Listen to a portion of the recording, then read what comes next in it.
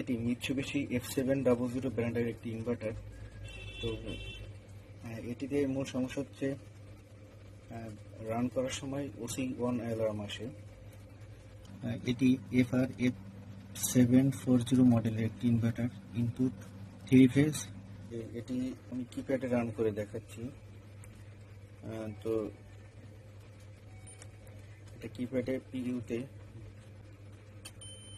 এটি OC1 alarm আসে। তো রিসেট করলে রিসেট হয়। যখনই আবার এটিতে রান করি তখন এটি OC1 অ্যালার্ম আসে, এবং এখানে বোঝা যাচ্ছে না যে ভিতরে একটি স্পার্ক হয়। তো সেটা কি হয়, আমি একটু কভারটা খুলে দেখাচ্ছি। রিসেট করে আবার রান করতেছি। রান করলে আইজিবিটির এখানে একটা মাঝে মাঝে স্পার্ক করে দেখা যাচ্ছে। তো মাঝে মাঝে করে না, ওই যে স্পার্ক করছে। আসলে এইটাই হচ্ছে মেন সমস্যা, মাঝে মাঝে করে মাঝে মাঝে সমস্যাটা স্পার্কটা করে না। তো এখন এটাকে সলভ করার চেষ্টা করব যে কি কারণে এটা হয়। আর এটা ভিতরের কন্ডিশনটা মোটামুটি ভালো দেখাচ্ছে, এখানে কোথাও কোনো সমস্যা দেখতেছি না। তো পাওয়ার এই ক্যাপাসিটির ব্যাংকটা খুললে আসলে দেখতে পাবো, বুঝতে পারবো যে আসলে কোথায় কোনো ফিজিক্যালি কোনো ড্যামেজ বা কোনো কিছু হয়েছে কিনা দেখা যাবে। তো এখানে আমি মোটামুটি একটা জিনিস শেয়ার হয়েছি যে এই যে অপ্টোকাপলারটা ড্যামেজ হয়ে গেছে, আর এটার ভিতর থেকে কোনো একটা মানে পার্টস নষ্ট হয়ে গেছে, যে অপ্টোকাপলার বা আইজিবিটির ভিতর সাইডে। আইজিবিটির ভিতরেও কিছু পার্টস আছে। তো এটা এখন দেখতে হবে যে আসলে এটার ভিতরে কি সমস্যা হয়েছে। তো দেখার পরে হয়তো বুঝতে পারবো যে আসলে সমস্যাটা কোথায় হয়েছে এবং কি কারণে এই সমস্যা হয়েছে। ওসি অ্যালার্ম আসলে অনেক কারণে আসতে পারে। মোটর যদি শর্ট সার্কিট হয় তাহলে সেক্ষেত্রে আসতে পারে। তো এটার আইজিবিটি এখনও ভালো দেখাচ্ছে, তো এই আইজিবিটির বিভিন্ন ইনপুট এবং আউটপুট যে সাইডটি আছে এটা ভালো। তো পরবর্তীতে দেখি এখন গেট তো আসলে ওপেন থাকে। তো গেট তো আসলে কখনো আইজিবিটির মাপা সম্ভব হয় না, কারণ এটা ওপেন থাকে, মিটারে কখনো ভ্যালু আসবে না। যেহেতু বলাই আছে ইনসুলেটেড গেট বাইপোলার ট্রানজিস্টর, তো সেক্ষেত্রে গেটগুলো ওপেনই থাকে। তো পরবর্তীতে আসলে আইজিবিটি খুলে আসলে দেখতে হবে যে আসলে কি সমস্যাটা, তো বুঝতে পারবো। এখন আপাতত এগুলো ভালো আছে। এখানে কিছু আছে, এটার জেনার ডায়োড, নর্মাল ডায়োড, জেনার ডায়োড আছে। তো এগুলো ভালো। তো এখন মূলত মেন সমস্যা হয়েছে এইটাই।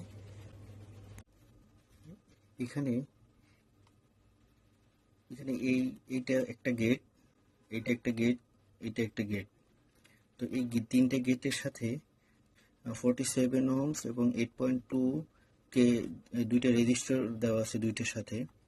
তো এখানে এই যেটা ড্যামেজ হয়ে মানে যেটার অপ্টোকাপলার ড্যামেজ হয়ে গেছে, যে গেটটা মেইন সমস্যা হয়েছে, তো সেটার এই রেজিস্টার দুইটাও কেটে গেছে এখানে, যার জন্য এখানে বারবার স্পার্ক করতো কোনো কারণে। আর এখন দেখতে হবে এই ইউনিটটা, এটা এখান থেকে একটা ভোল্টেজ আসছে, তো এই ইউনিটটা ঠিক আছে কিনা সেটা চেক করব।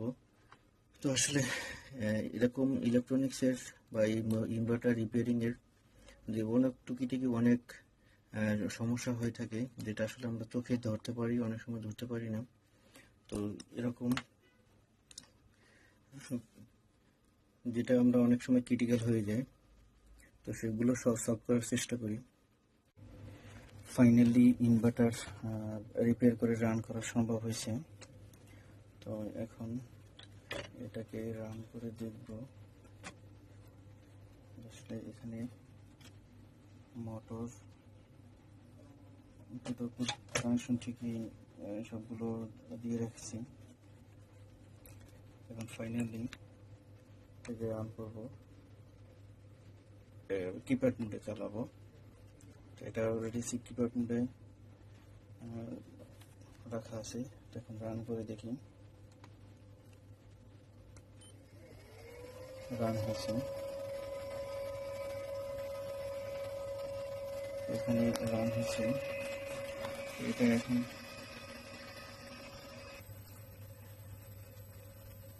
মোটর ঘুরতেছে। এটা ফ্রিকোয়েন্সি বাড়ানোর চেষ্টা করব। এটা ফ্রিকোয়েন্সি বাড়ানোর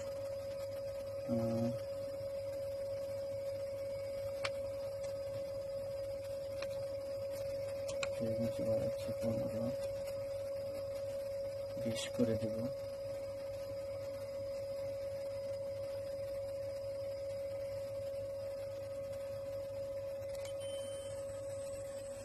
এটা দেব, এটার স্পিডও বেড়ে গেছে। আসলে এটা যে সমস্যা ছিল, আগেই বলেছি যে আসলে কি এটার সমস্যাটার আইজিবিটি চেঞ্জ করা লাগছে। তো এটার মানে এটা অনেক কারণ হয়, অনেক কিছু নষ্ট ছিল।